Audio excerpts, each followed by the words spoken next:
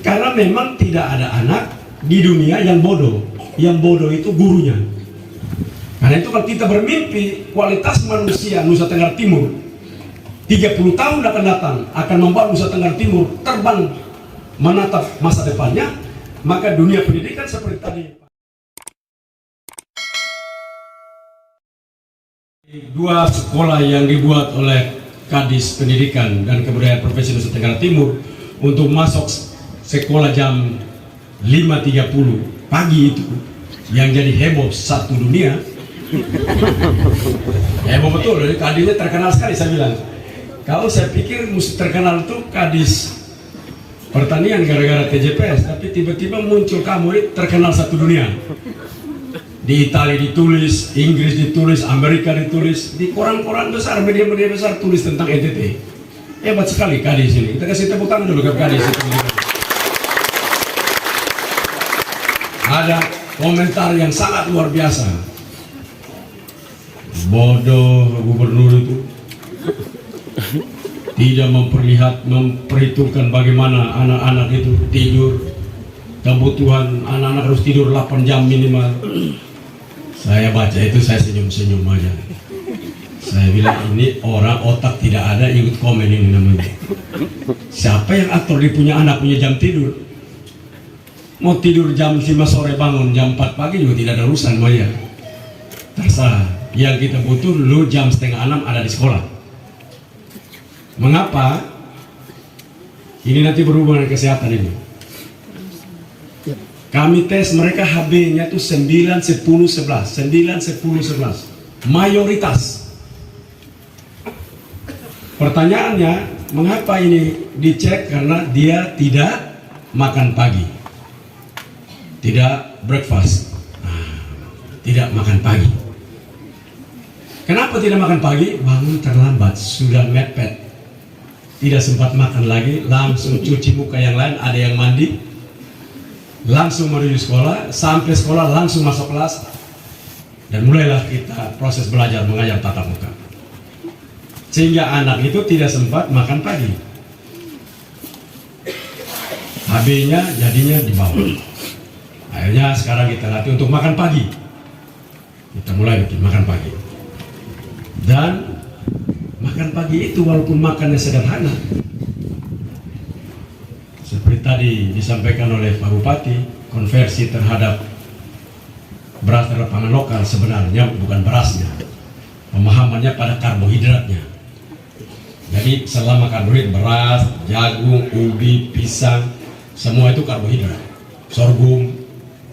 Berbeda antara orang kaya dan orang miskin kalau makan begitu. Kalau orang kaya, kalau orang miskin kalau makan nasinya gunungnya tinggi, dia kita tegur dia geser-geser dulu. Ada apa? Nah, itu. Nasinya tinggi, proteinnya 1 ekor ikan saya taruh di sebelah. Sambil makan nasi putih, cium ikan. Makan. Sambil makan lagi cium. Sendok terakhir baru sekalian ikan. Nah, itu orang miskin. Tapi orang kaya, proteinnya tinggi, karbohidratnya sedikit. Jadi kalau kita lihat di meja makan, kalau yang ambil nasi banyak orang itu, nah itu dia membesarkan perut.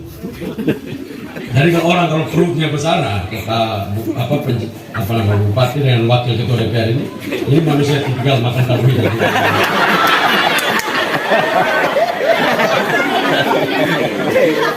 Itu karena hasilnya beda.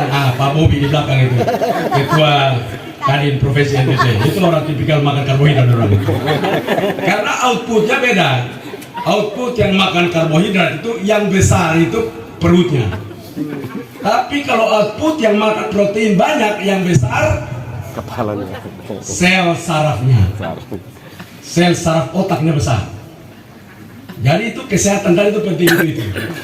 Jadi kalau umpama kita lihat orang dua-duanya besar, syukur alhamdulillah bahwa orang ini selain perut besar, otaknya juga besar. Berarti seimbang makannya. Berarti nasi 5 piring tambah dengan protein 5 piring. Nah itu 5. Jadi besar, baik atas dan bawah besar sama-sama. Kira-kira begitu. Nah karena itu memang kita menyiapkan, dan setelah kita kasih makan pagi, dites kembali, HB mereka sekarang di ada 14 dan 16. Menunjukkan bahwa kita menyiapkan anak kita yang baik. Karena itu kepada Bapak Ibu Kepala Sekolah yang tadi ada, tolong taruh satu cara berpikir seperti ini. Tolong, sekolah bukan tempat penitipan anak. Sekolah adalah sebuah keluarga, sebuah komunitas untuk membangun seorang manusia menjadi manusia berkualitas.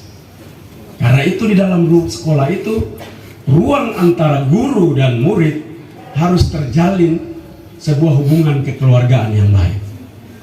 Hadir di sini Pak Bobi Lianto adalah ketua Kadin Provinsi Nusa Tenggara Timur. Beliau juga membuat sebuah sekolah yang sangat bagus yang menurut saya kalau Pak Bupati Melaka, kita semua sekarang kami juga minta untuk kita berkolaborasi, sangat baik buat anak-anak di Melaka. Karena tidak mungkin kita start dari SMA SMK. Kita harus start dari PAUD, SD, SMP. Dan model yang dimiliki oleh sekolahnya Pak Bobi itu model yang sangat baik. Saya punya anak di rumah datang dari Rejua, Pulau Rejua, bukan di Sabu, Rejua, Pigi lagi. Anak itu kalau kita panggil omong saja dia punya mata tunduk terus, tidak pernah lihat kita punya muka. Sekolah di SD negeri. Saya lihat ini tidak cocok ini. Satu saat saya diskusi dengan Pak Bobi, wah dia punya sekolah yang begini. Nah, saya bilang benar ini orang omong tidak, kita kirim ini orang sana dulu. Kalau tidak besok saya ketemu dia berbahaya dengan saya. Karena dia nipu saya itu berarti. Ya, saya kirim anak ini ke sana. 6 bulan kemudian saya bicara dengan anak ini, dia tidak menjawab saya pakai bahasa Indonesia. Saya tanya, kamu pun sekolah di mana? Oh, I'm good, wonderful. Wah, hai. Saya tanya pakai bahasa Indonesia, dia jawab saya pakai bahasa Inggris. Dan suaranya lantang, menatap mata saya dan percaya diri luar biasa. Ini menunjukkan bahwa anak ini berada di sebuah komunitas yang dilatih untuk menjadi manusia unggul. Itulah sekolah kita adakan. Itulah sekolah pada hakikatnya. Bukan kita menitip anak di sana, lalu kita juga datang anak ini sampai kita transfer dia knowledge. Lu mau pergi sudah, mau terserah lu terima boleh, tidak terima juga boleh. Karena memang tidak ada anak di dunia yang bodoh. Yang bodoh itu gurunya. Jadi kalau ada murid yang bodoh, jangan gurunya bilang, ini anak bodoh betul. Itu tanpa salah dia bilang, saya ini bodoh betul, tidak mampu ajarin anak. Hati-hati. Seorang profesor pendidik dari Stanford University, Profesor Joe Buller bilang begini. Itu dia bilang, tidak ada anak manusia yang bodoh di kolong langit ini. Yang ada adalah kemampuan guru untuk mentransfer knowledge sesuai dengan karakter anak itu. Itu yang salah. Banyak yang tidak tahu. Sehingga anak itu punya karakter berbeda. Dia memberikan atau mentransfer knowledge, mentransfer pengetahuan itu tidak cocok dengan kondisi kebatinan anak itu. Sehingga anak itu tidak tertarik untuk mempelajari apa yang diberikan kepadanya. Nah, karena itu saya ingin agar lagu tadi itu Pak Kadis, para guru kepala sekolah semua, itu lagu restorasi saya hafal loh. Di mana saya nyanyi saya ikut nyanyi.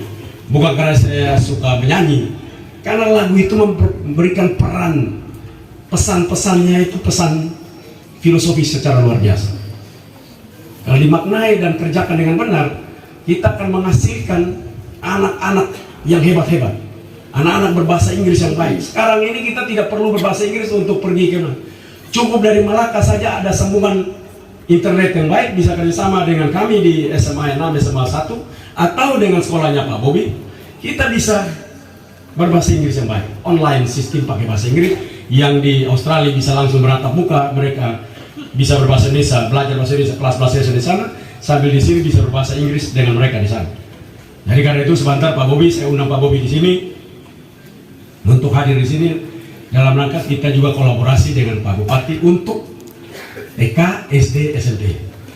Kalau ini beres, dia masuk SMA mana saja aman. Kalau gurunya bodoh dia bilang, kenapa itu guru bodoh sekali? Jadi ke depan kritikan itu datang dari murid. Betul.